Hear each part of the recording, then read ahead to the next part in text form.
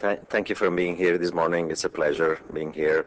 I would like to give you my outlook about the U.S. and the global economy and its implication for financial markets.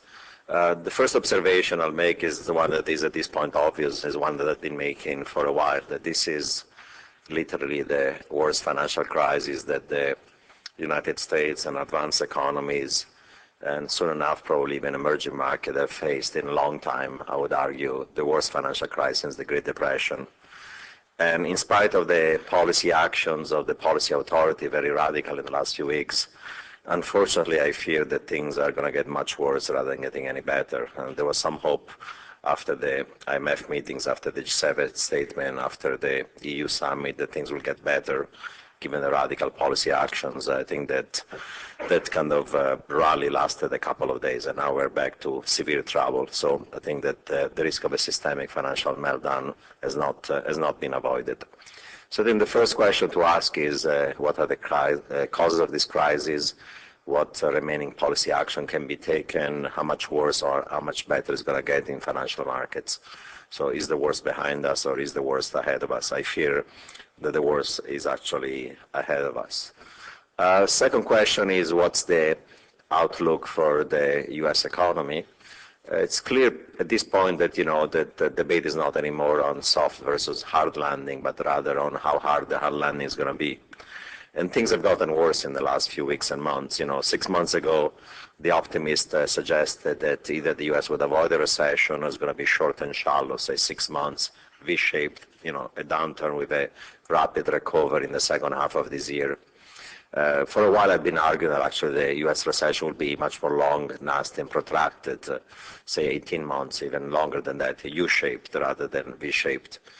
And the probability of something even worse, something like an L-shaped recession, like the one that Japan experienced after the bursting of its real estate and equity bubble in the 90s, until recently was low, until a few months ago. It was more a debate between V and U. Unfortunately, the idea of a V-shaped recession at this point is totally out of the window. It doesn't make any sense to talk about it. This is going to be a nasty, long, protracted U.S. recession. At this point, I think 18 months is too optimistic. I think it's going to last at least 24 months. And there is now an increasing and meaningful chance that actually instead of having a U-shaped recession, I think we're going to get something more like an L, unless we really fix the financial system and the problems in the economy. I think that now is a debate between a U and an L. V is out of the window. So that's the point about the U.S. economy. Third question is the question about the rest of the world and how much, unquote, decoupling versus recoupling. I never believed in the idea of decoupling. I always thought that given the links, trade, financial, and otherwise, there'll be significant recoupling. The usual saying is that when the U.S. sneezes, the rest of the cold catches a cold. And unfortunately, this time around, the U.S. is not just sneezing. It has a severe case of chronic and persistent pneumonia, and therefore trade and financial link is going to imply massive amount of recoupling. Of course, the financial recoupling already occurred big time. Equity prices around the world, EM and advanced economies have fallen as much, and actually in EM more than the United States. And now we're observing also the beginning of a real economic recoupling. And if you look at the data, you see that certainly in advanced economies, even before the very severe financial shock that we observed in September and October, starting already in the second quarter of this year, there was a beginning of an economic contraction. The data from the Eurozone suggested the Eurozone was entering a recession in the second quarter. Same thing with the data from the United Kingdom, same thing with data from other European countries, same thing in Japan, beginning of recession second quarter, New Zealand, Australia, Canada. About 2/3 of global GDP, essentially almost all of the advanced economies, US, Europe, Japan, Australia, Canada, G7, are already in a recession, and they were already in a recession in the second quarter, even before the nasty shocks we've observed in the last few weeks have made things much worse in terms of liquidity and credit crunch. So there is a G7 advanced economy recession already, and it's getting severe. And until recently, there was just the beginning of an economic slowdown in emerging markets, but things are getting very ugly also in emerging markets. Of course, trade links, credit links, financial links, commodity links, currency links, confidence links imply that if 2/3 of global GDP, advanced economies, is falling, then of course the rest of the global economy, emerging markets, Brazil, Russia, India, China, BRICS, emerging markets in Asia, in Latin America, in Africa, in emerging Europe will be severely affected. And the worst thing is happening right now, as you're all aware, there is about a dozen, if not more, emerging market economies that are now in severe trouble, on the verge of possibly a severe financial crisis. You know, going in Europe from the Baltics, Latvia, Estonia, Lithuania, all the way down to Hungary, Romania, Bulgaria, Turkey, going to Latin America, Argentina, Ecuador, Venezuela, going in Asia, countries like Pakistan, like Korea, like Indonesia, now also Ukraine and Belarus. So it's becoming a mess in emerging markets as well. I think at this point it's pretty clear this is not just going to be an advanced economies recession. It's going to become a global recession because the hard land is going to start hitting first the weaker emerging market economies, but even the strongest ones are under severe stress right now.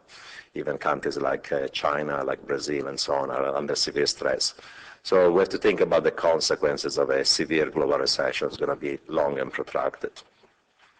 Additional question is going to be, of course, the one of the policy response, monetary and fiscal, traditional, non-traditional one. Traditional, of course, the use of interest rate policy, non-traditional, all these liquidity lines to support the financial system. And for what concerns fiscal policy, we've gone well beyond now the traditional fiscal policy stimulus, at least in the US and Europe, and now fiscal policy and the government are used essentially to backstop and bail out the financial system. So that's what we have gotten to. And the final question, of course, is then, given this outlook, what can we say about all the major asset classes, US and foreign equities, government bond yields, credit spreads, housing and housing-related assets, commodities, the value of the dollar relative to the major currencies, and the various asset classes in emerging markets, stocks, bonds, and their currency values. I'm not going to be able to touch upon each one of these questions. I'm going to concentrate, of course, on the first two, the issue about what's going on in financial markets and the link to the real economy, because I think there is right now a vicious circle between the financial system and the real economy, something like a negative feedback loop. Initially in the US, the bust of housing and subprime led to a liquidity and credit crunch. That liquidity and credit crunch, together with two other shocks, tipped the US economy into a recession. The other two shocks being that the US consumer was shopped out, saving less and debt burden, and the third shock being the rise in oil, energy, and commodity prices until at least recently. But what's happening right now is that the economic recession is becoming more severe, Earnings falls are going to spread now from not just financial firms, not just from consumer discretionary and home builder, but also to the rest of the non-financial corporate system. It's going to be massive surprises downside in terms of earnings. Default rates, both for corporates and for households, are going to sharply rise. Credit losses are going to sharply rise. That's going to make the losses for the financial system larger at a time when these financial system strains are becoming much more severe, as we've seen in September and October. So we're really in a vicious circle. And from the US, this phenomenon is becoming global. Now let me talk briefly about the causes of this financial crisis and what can or cannot be done about it. You know, we always observe in a kind of market economy, business cycles and credit and asset bubbles. That happens. But this time around, this credit and asset bubble was huge, like we've never seen in history, and really virulent. And the reason why, you know, so the story, of course, is on the way up.